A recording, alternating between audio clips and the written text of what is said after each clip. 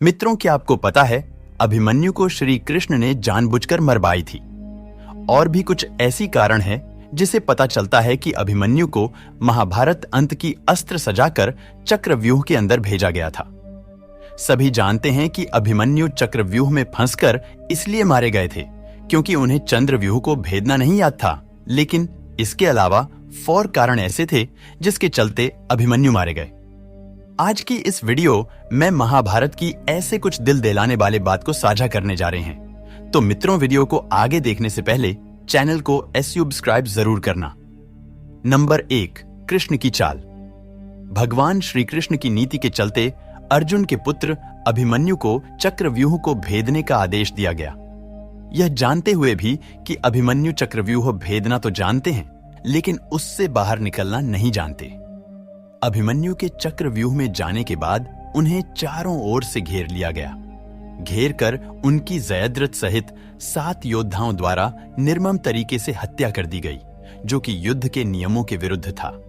कहते हैं कि श्री कृष्ण यही चाहते थे। जब नियम एक बार एक पक्ष तोड़ देता है तो दूसरे पक्ष को भी इसे तोड़ने का मौका मिलता है। नंबर 2, अन्य योद्धा अभिमन्यु के साथ नहीं जा पाए। प्रारंभ में यही सोचा गया था कि अभिमन्यु व्यूह को तोड़ेगा और उसके साथ अन्य योद्धा भी उसके पीछे से चक्रव्यूह में अंदर घुस जाएंगे। लेकिन जैसे ही अभिमन्यु गुस्सा और व्यूह फिर से बदला और पहली कतार पहले से ज्यादा मजबूत हो गई, तो पीछे के योद्धा भीम, सात्यकी, नकुल, सहदेव कोई भी अंदर घुस ही नहीं पाए। युद्ध में शामिल योद्धाओं में अभिमन्यु के स्तर के धनुर्धर 2-4 ही थे, यानी थोड़े ही समय में अभिमन्यु चक्रव्यूह के और अंदर घुसता तो चला गया, लेकिन अकेला, नितांत अकेला। उसके पीछे कोई नहीं आया। नंबर 3, लड़ते लड़ते थक जाना।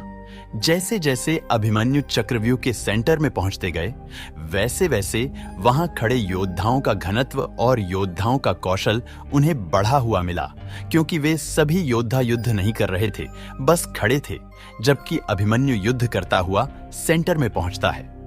वे जहां युद्ध और व्यूहरचना तोड़ने के कारण मानसिक और शारीरिक रूप से थके हुए थे, वहीं कौरव पक्ष के योद्धा तरोताजा थे।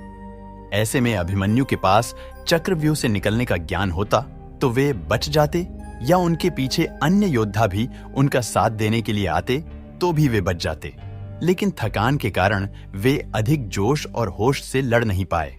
नंबर 4, युद्ध नियम के विरुद्ध हत्या। अर्जुन पुत्र अभिमन्यु चक्रव्यूह भेदने के लिए उसमें घुस गया। चक्रव्यूह में प्रवेश करने के बाद अभिमन्यु ने कुशलतापूर्वक चक्रव्यूह के 6 चरण भेद लिए। इस दौरान अभिमन्यु द्वारा दुर्योधन के पुत्र लक्ष्मण का वध किया गया। अपने पुत्र को मृत देख दुर्योधन के क्रोध की कोई सीमा न रही। तब कौरवों ने युद्ध के सारे नियम ताक में रख दिए। 6 चरण पार करने के बाद अभिमन्यु जैसे ही 7वें और आखिरी चरण पर पहुंचे तो उसे दुर्योधन, जयद्रथ आदि 7 महारथियों ने घेर लिया। अभिमन्यु फिर भी साहसपूर्वक उनसे लड़ते रहे। 7 ने मिलकर अभिमन्यु के रथ के घोड़ों को मार दिया। फिर भी अपनी रक्षा करने के लिए अभिमन्यु ने अपने रथ के पहिए को अपने ऊपर रक्षा कवच बनाते हुए रख लिया और दाएं हाथ से तलवारबाजी करता रहा। कुछ देर बाद अभिमन्यु की तलवार टूट गई और रथ का पहिया भी चकनाचूर हो गया।